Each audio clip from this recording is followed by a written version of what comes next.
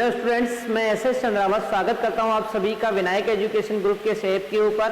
प्यारे विद्यार्थियों, आपके सामने फिर से लेकर हाजिर हो चुका हूं 12th क्लास केमिस्ट्री। और 12th क्लास केमिस्ट्री के अंदर अपन चर्चा कर रहे हैं लेसन 16 त्रिविम रसायन या स्टीरियो केमिस्ट्री। प्यारे विद्यार्थियों, पिछले सेशन में अपनी चर्चा हुई थी कि सममिति के तत्व क्या होते हैं। मैंने आपको बताया था कि सममिति के तत्व क्या मतलब होता है, वे तत्व जो किसी यौगिक के अंदर उपस्थित हैं या अनुपस्थित हैं, तो ये उस यौगिक की ध्रुवण घूर्णकता के बारे में बताएंगे। यानी कि यदि ये तत्व किसी यौगिक के अंदर उपस्थित हैं तो वो ध्रुवण घूर्णकता यानी प्रकाशिक समावता प्रदर्शित नहीं करेगा, और यदि ये तत्व किसी यौगिक के अंदर उपस्थित नहीं है तो फिर वो क्या करेगा, प्रकाशिक समावता प्रदर्शित कर सकता है। तो इस प्रकार से ये किसी भी यौगिक के ध्रुवण घूर्णकता और ध्रुवण अघूर्णकता के बारे में बताते हैं। ये तीन कौन कौन से तत्व थे? तो ये थे सममिति का तल, सममिति का अक्ष और सममिति का केंद्र। तो इन तीनों के बारे में ही बहुत ही विस्तार पूर्वक अपन यहाँ पर चर्चा करने वाले हैं। तो आप लोग कॉपी पेन लेकर रेडी हो जाइए, शुरू करते हैं आज का सेशन। टॉपिक है सममिति के तत्व। सममिति के तत्व, और इसमें सबसे पहले मैं आपसे लेता हूं यहां पर, और वो है सममिति तल। क्या है? सममिति तल। अब सुनो भाई ध्यान से, क्या होता है सममिति तल, इसके बारे में बात करें तो देखो, ऐसा तल जो किसी वस्तु को, जो किसी अणु को ऐसे दो बराबर भागों में बांटे जो परस्पर दर्पण प्रतिबिंब हो। यानी कि ऐसा तल जो किसी भी अणु को, किसी भी यौगिक को इस प्रकार से दो बराबर भागों में बांट दे कि वो एक दूसरे के क्या हो, दर्पण प्रतिबिंब हो, तो ऐसे तल को क्या बोला जाता है? सममिति का तल कहा जाता है। ठीक है, अब किस प्रकार से दो बराबर भागों में बांटते हैं उस चीज को अपन यहां पर देखेंगे। ठीक है, तो परिभाषा पहले लिख लेते हैं। ऐसा तल जो किसी वस्तु या अणु को ऐसे दो बराबर, ऐसे दो बराबर भागों में विभाजित करे, बराबर भागों में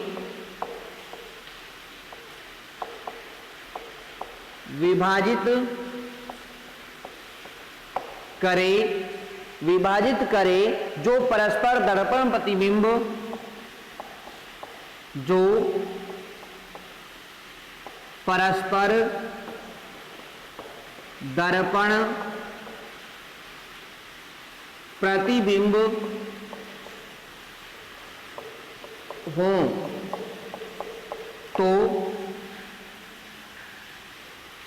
तो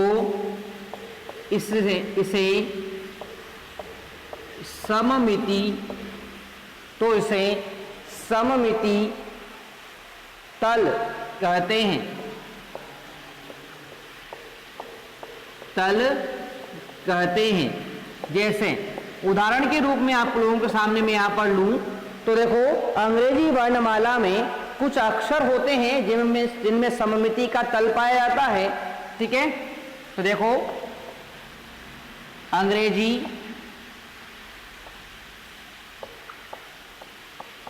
वर्णमाला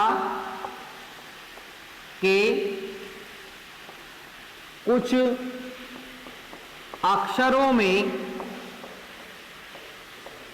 सममिति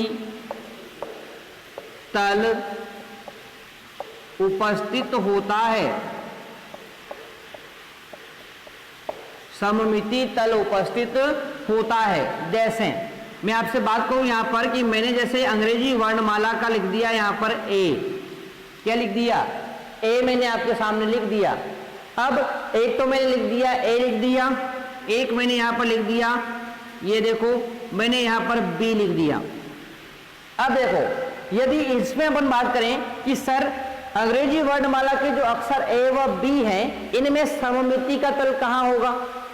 तो आपको क्या करना है, इन दोनों को ऐसे दो बराबर भागों में बांटना है जो परस्पर एक दूसरे के क्या हो, दर्पण प्रतिबिंब हो।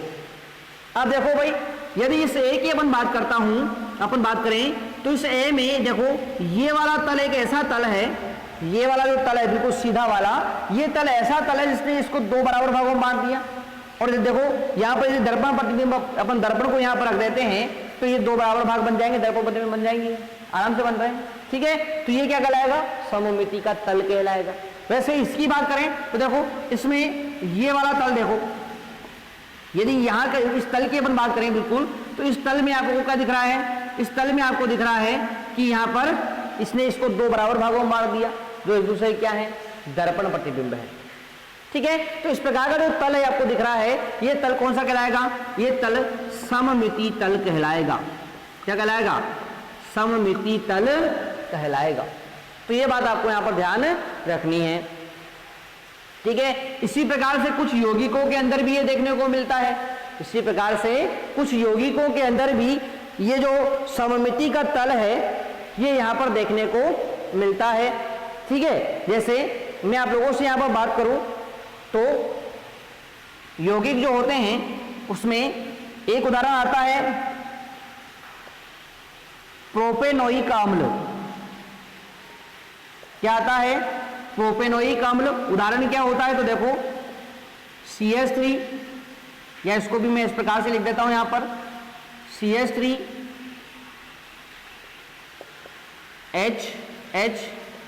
H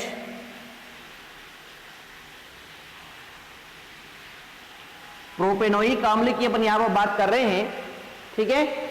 इस प्रकार से CH3 CH2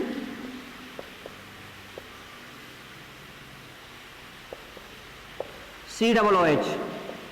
अब देखो इसकी अपन बात करें तो इसको यहां से आप लोग क्या कर सकते हैं, यहां से इस प्रकार से इसको अपन बांटेंगे तो ये दो बराबर भागों में बढ़ जाएगा। देखो कितने भागों में बढ़ जाएगा, दो बराबर भागों में बढ़ जाएगा ये इस प्रकार से, ठीक है ना। तो ये क्या कहलाएगा, इसमें सममिति का तल कहलाएगा। उसी प्रकार से और उदाहरण अपन यहां पर ले तो अगला उदाहरण अपन ले सकते हैं मेसो टार्टरिक अम्ल। मेसो टार्टरिक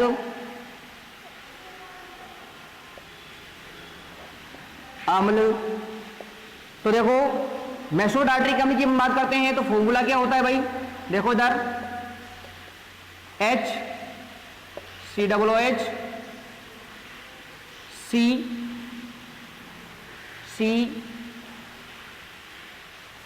और आगे अपन बात करते हैं तो COOH। थोड़ा सा मिस्टेक यहां पर अपन ने कर दी है, COOH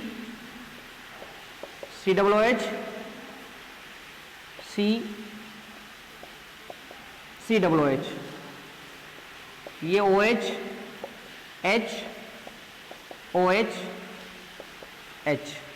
अब इसको आप लोग देखो, यहां पर यदि मैं इस तल की बात करूं, इस वाले की देखो, तो ये क्या है, ये सममिति का तल होगा, क्योंकि इस वाले में देखो यदि अपन इस तल की बात करें तो इसमें इधर वाला भाग और इधर वाला भाग दोनों समान है। देखो इधर भी कार्बन से OH H और COOH जुड़ा हुआ है, इधर भी कार्बन से OH H और COOH जुड़ा हुआ है, दोनों तरफ भाग क्या है, बराबर आ रहे हैं, एक दूसरे का दर्पण प्रतिबिंब है, तो ये क्या कहलाएगा, सममिति का तल कहलाएगा। तो अब आपको बात समझ में आ गई होगी, वो सिंपल सी बात कि ऐसा तल जो किसी वस्तु या अणु को ऐसे दो बराबर भागों में विभाजित करे जो परस्पर दर्पण प्रतिबिंब हो, तो इसे अपन सममिति का तल कहते हैं। अंग्रेजी वर्णमाला में क्रम में भी देखने को मिलेगा और इस प्रकार के यौगिकों के अंदर भी देखने को मिलेगा। देखो इस तरफ और इस तरफ के भाग क्या है, बराबर है, दर्पण प्रतिबिंब है, ठीक है। तो इस प्रकार से अपन उसको ध्यान रखना है। तो यहाँ पर मैं आपको इस दोनों यौगिकों के संबंध में लिखा देता हूं कि इसी प्रकार प्रोपेनोइक अम्ल तथा प्रोपेनोइक अम्ल तथा मेसो टार्टरिक अम्ल,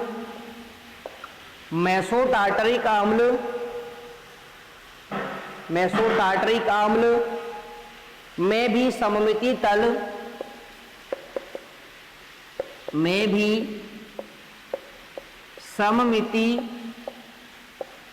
तल उपस्थित होता है। सममिति तल उपस्थित होता है, इसलिए ये यौगिक ध्रुवण घूर्णकता, इसलिए ये यौगिक ध्रुवण घूर्णकता प्रदर्शित नहीं करते हैं। ध्रुवण घूर्णकता प्रदर्शित नहीं करते हैं, अर्थात ध्रुवण अघूर्णक होते हैं। अर्थात ध्रुवण अघूर्णक होते हैं, अघूर्णक होते हैं। तो ये बात होगी अपनी किसके बारे में, सममिति के तल से संबंधित। ठीक है, तो ये संपूर्ण बात अपने सममिति के तल से संबंधित कर ली है, जो आपको बिल्कुल समझ में आ गया होगा। ठीक है, अब बढ़ते हैं अपना आगे की तरफ, अगले तत्व को यहां पर लेते हैं और अगला होता है आपका सममिति अक्ष। साथ के साथ आप लोग नोट जरूर इसको करते रहेंगे। तो आगे अपन बात कर रहे हैं, अगला सममिति का तल आता है, सॉरी सममिति का तत्व आता है सममिति अक्ष। सममिति अक्ष, अब इसमें भी परिभाषा वही रहेगी कि वह अक्ष जिसके सापेक्ष अणु को घुमाने पर प्राप्त नया रूप उसके मूल रूप पर अध्यारोपित हो जाए, तो इसे अपन बोलेंगे क्या, सममिति अक्ष कहेंगे। ठीक है ना, यानी कि वह अक्ष जिसके सापेक्ष किसी अणु को घुमाने पर प्राप्त नया रूप उसके मूल रूप पर अध्यारोपित हो जाए, तो इसे सममिति अक्ष कहते हैं। क्या बोला जाएगा इसको, सममिति अक्ष कहते हैं। ठीक है, अब देखो इसमें क्या होगा, इसमें कोण जो होगा वो 360 से सम होना चाहिए। जैसे कि 180 है, 90 है, इस प्रकार से आपको कोण यहां पर लेना है। तो ध्यान रखें, इसमें घुमाते समय कोण की मैं बात कर रहा हूं, तो इसमें कोण 360 डिग्री के सम होना चाहिए। जैसे H2 अणु को 180 डिग्री पर घुमाने पर पुनः इसका मूल विन्यास प्राप्त हो जाता है। जैसे H2O को 180 डिग्री पर घुमाने पर इसका मूल विन्यास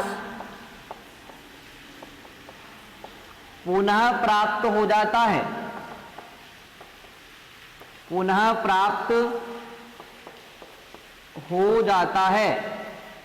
पुनः प्राप्त हो जाता है। ठीक है, जैसे मैं बात करूं यहां पर कि ये ऑक्सीजन है, इससे जुड़े हुए ये 2 हाइड्रोजन हैं, यानी कि ये क्या है, ये आपका यहां पर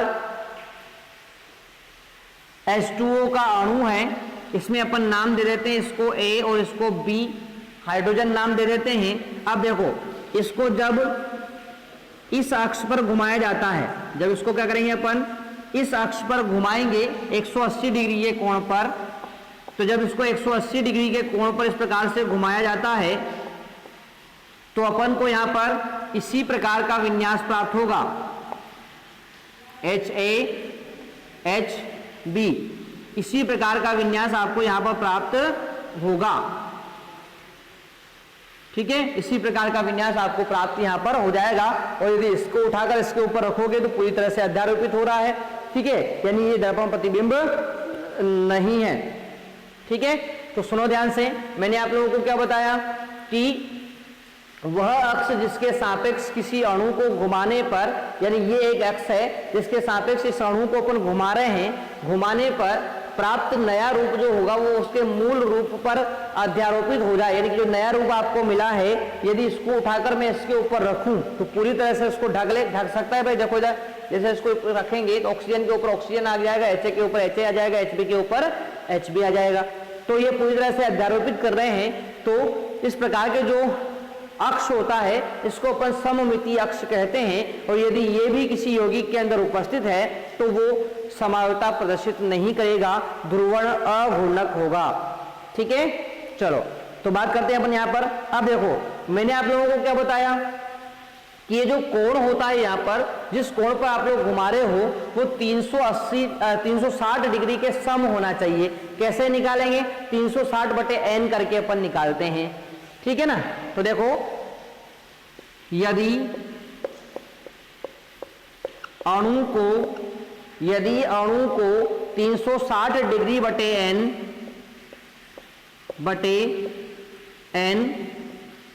n बराबर 1 2 3 इस प्रकार से आगे बढ़ता जाएगा, n से घुमाया जाता है,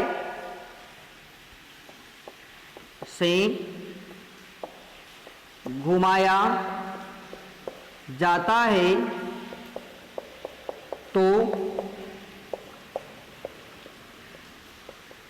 प्राप्त विन्यास मूल रूप के समान होता है। मूल रूप के समान होता है। पता चल रहा है आपको किस प्रकार से होता है? क्योंकि अपन 360 के अंदर यदि 1 का भाग लगाते हैं, यानी कि 360 पे घुमाओगे तो भी वही विन्यास प्राप्त होगा। 2 का भाग यानी कि यहाँ पर 180 पर घुमाओगे तो भी आपको वही प्राप्त होगा। 3 का भाग लगाकर देख लो, ठीक है, 120 पर घुमाओगे तो भी वही आपको प्राप्त होगा। तो इस प्रकार से यहाँ पर क्या होता है कि विन्यास जो होगा वो 360/n डिग्री कोण पर घुमाने पर समान आपको प्राप्त हो जाएगा। ऐसे सममितीय अक्ष को अपन n गुणित सममितीय अक्ष कहते हैं। तो यहां पर ध्यान रखें कि ऐसे सममितीय अक्ष को n गुणित सममितीय अक्ष कहा जाता है। यानी कि जो अपन 360/n पर घुमाने पर जो समान प्राप्त हो रहा है ना, उसको अपन क्या बोलेंगे? n गुणित सममितीय अक्ष कहा जाता है। n गुणित सममितीय अक्ष कहा जाता है, जिसे Cn से प्रदर्शित करते हैं, जिसे Cn से प्रदर्शित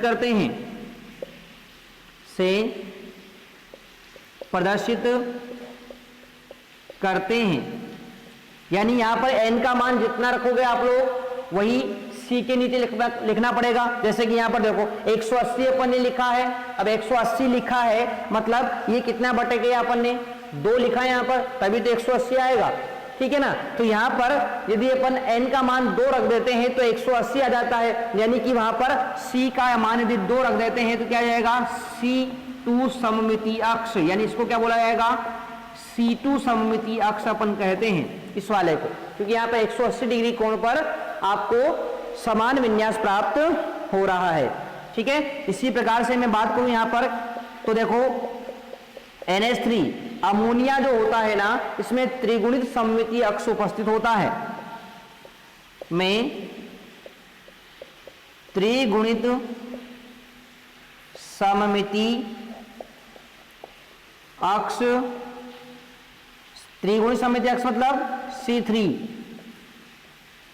उपस्थित होता है। और मैंने आपको बता ही दिया है कि जहां पर भी सममिति अक्ष, सममिति तल उपस्थित होगा वो ध्रुवण अघूर्णक यौगिक होते हैं, यानी वो प्रकाशिक समावता प्रदर्शित नहीं करेंगे। ठीक है प्यारे विद्यार्थियों, तो ये सममिति के दो तत्व मैंने आपको कंप्लीट करवा दिए हैं। एक और तत्व बचता है सममिति केंद्र, उसको अपन पढ़ेंगे नेक्स्ट क्लास में। तो यहाँ तक की विषय वस्तु आप लोग अच्छे से कंप्लीट कर लेंगे। मिलते हैं नेक्स्ट में, तब तक के लिए टेक केयर, बाय।